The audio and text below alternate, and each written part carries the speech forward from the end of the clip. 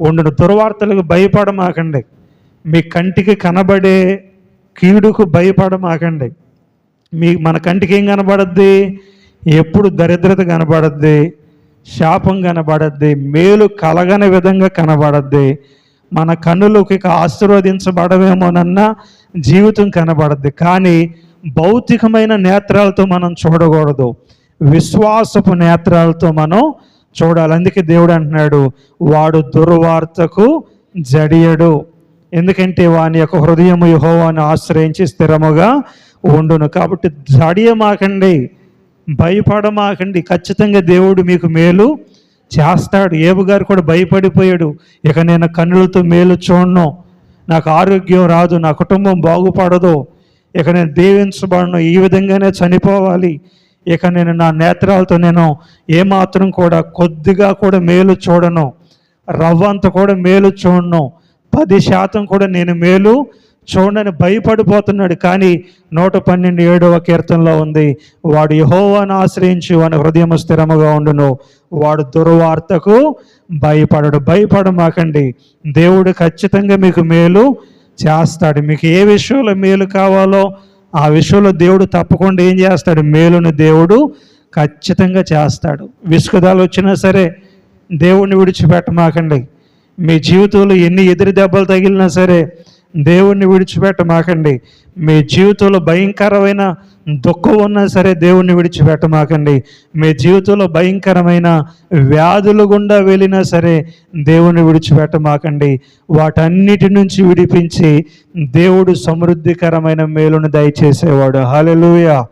తర్వాత ఏబు చూశాడో చూడలే తన కన్నులతో, మరలా 7 కుమారులను చూశాడు, మరలా 3 కుమార్తెలను చూశాడు. మొదటున్న ఆస్తి కంటే ఎక్కువగానే మరలా ఏబు భక్తుడు చూశాడు. కాబట్టి నువ్వు చూస్తావు, నీ బిడ్డలకు మేలు కలగటం చూస్తావు, నీ కుటుంబంలో మేలు కలగటం చూస్తావు, నువ్వు దీవించబడటం చూస్తావు, నీ ఆత్మీయ జీవితం ఎదుగుదల చూస్తావు, నీ యొక్క భౌతికమైన జీవితం ఎదుగుదల చూస్తావు. ఖచ్చితంగా దేవుడు ఏం చేస్తాడంటే మేలును మన కన్నులతో చూసే భాగ్యాన్ని దేవుడు మనకు అనుగ్రహిస్తాడు. ఇశ్రాయేలు ప్రజలు కూడా 400 సంవత్సరాల పైన బానిసత్వంలో ముగ్గిపోయారు. వారు మొర్ర అంట పరలోక రాజ్యంలో ఉన్న దేవునికి చేరి, పరలోకంలో ఉన్న దేవుడు మోషే దగ్గరికి దిగొచ్చాడంట. హల్లెలూయా. పరలోకంలో ఉన్న దేవుడు ఎక్కడ దిగొచ్చాడు?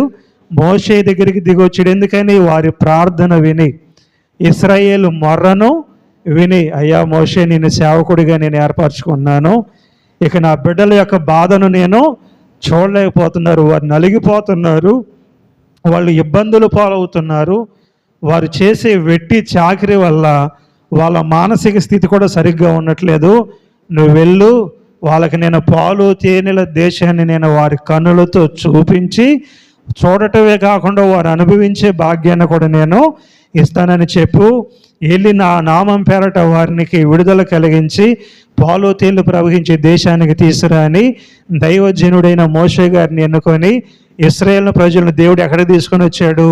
పాలు తేళ్లు ప్రవహించే దేశానికి దేవుడు వారిని తీసుకొని వచ్చాడు. హల్లెలూయా.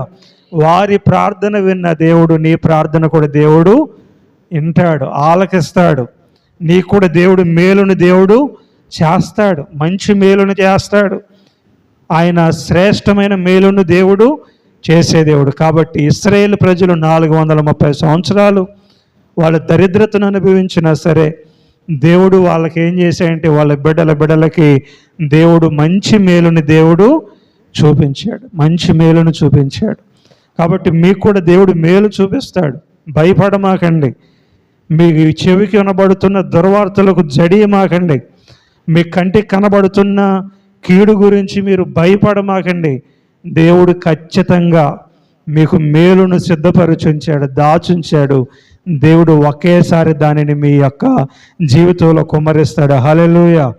కాబట్టి ఏబు భక్తుల్లాగా విసుగుపోతున్నావేమో, ఏబు భక్తుల్లాగా కుంగిపోతున్నావేమో, దేవుడు నిన్ను విడిచిపెట్టక ఏం చేస్తాడంటే నీ ఆత్మలో దేవుడు నూనె పోసి, నీ దీపానికి దేవుడు నూనె పోసి ఆరిపోకుండా దేవుడు కృప చూపుతాడు. నీ దీపం ఆరిపోదు, ఎట్టి పరిస్థితుల్లో కూడా నీ జీవితం యొక్క దీపం అనేది ఆరిపోదు. సైతాను ఆర్పాలని చూస్తాడు, దేవుడు నీ దీపాన్ని కాపాడుకుంటూ వస్తాడు. సైతాను పనేమో మనల్ని ఆర్పేయాలని, దేవుడు పనేమో మనల్ని అనేక మందికి వెలుగుగా వెలిగించాలని, దీవించాలని. హల్లెలూయా. కాబట్టి ఎవరు కూడా మీ దీపాన్ని ఆర్పలేరు, ఖచ్చితం అది. కాబట్టి భయపడమాకండి, మీ దీపం ఆరిపోదు.